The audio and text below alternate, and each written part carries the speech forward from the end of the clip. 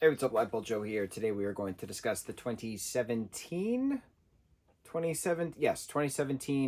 second season of Outsiders. So again, we watched the series because Kyle Garner's in it. He plays Hassel Farrell in this first and second season.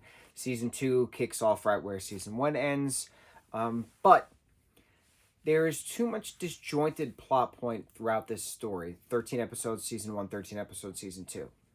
Season 1's leading up to the battle, the town folk pushing behind this one planet coal company to blow up Shea Mountain versus the pharaohs who live on Shea Mountain. And then it doesn't happen.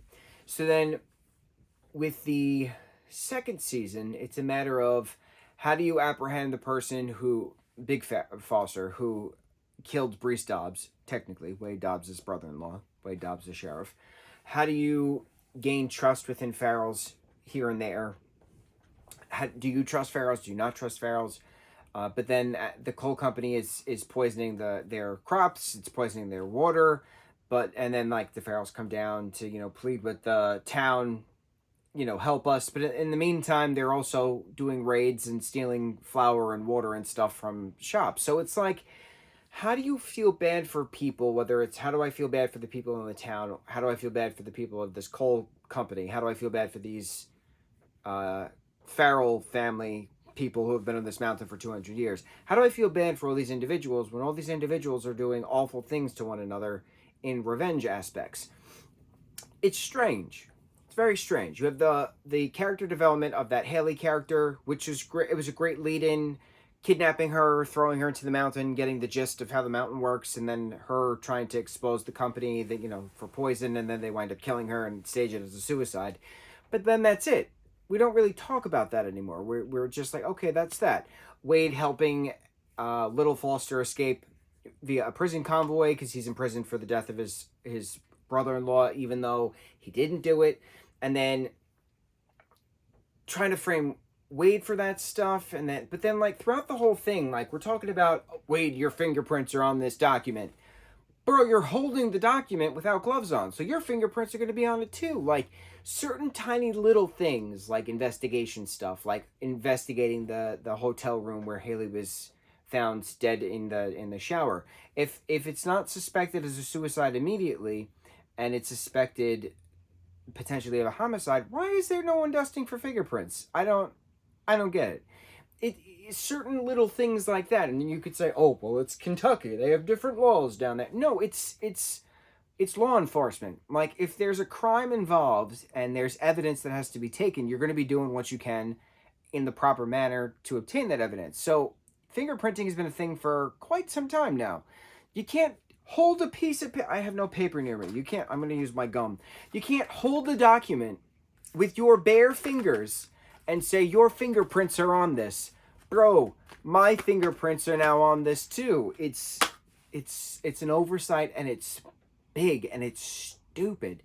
These different eco-terrorists, quote unquote, being framed, but then they're not being framed, because then the pharaohs then wind up taking the dynamite and blowing this pond filled with all this coal sludge, which then destroys everything, and then becomes a national news thing. So we're leading up to this, but then while this is happening, there's a civil war going on within the pharaohs. So it's just strange, because you have this civil war within the pharaohs, Kenna versus the pharaohs, leading to death. Then you have pharaohs versus pharaohs. So there's two different versions of civil wars, plus the pharaohs versus the townies. There's a lot going on that there's no wrap up to. There's a lot of plot points that fizzle completely.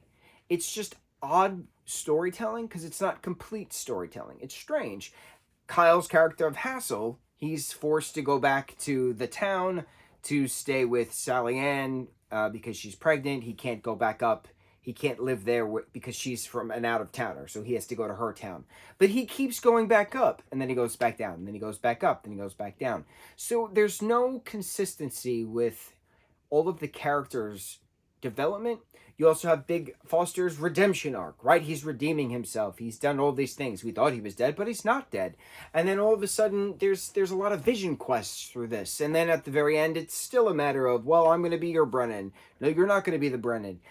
it's just weird circle backs, and there's no season 3. It was not renewed for season 3, so there's far too many unclosed plot points within this.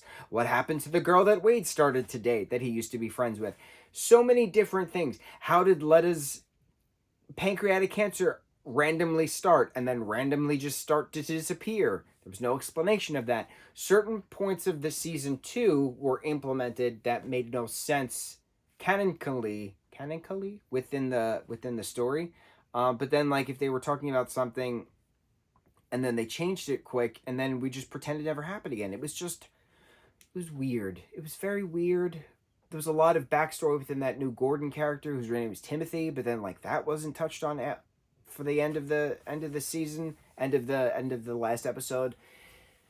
It's unfortunate. It had its potential. It was captivating because it was a means of showing a community in a state where the rest of the community has only one mindset too. So it was nice seeing people in a different mindset, that it's not just these prejudiced conservative people. It's people who do care about the environment, people who are treating a trans female with the actual respect that she deserves, stuff.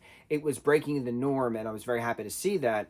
On the flip side, story wise, in general, there was too many undisclosed plot points, where unwrapped up plot points, where some were abandoned, some fizzled, some weren't, you know, stretched out on. I don't know, man. It was strange watching it, but we watched it.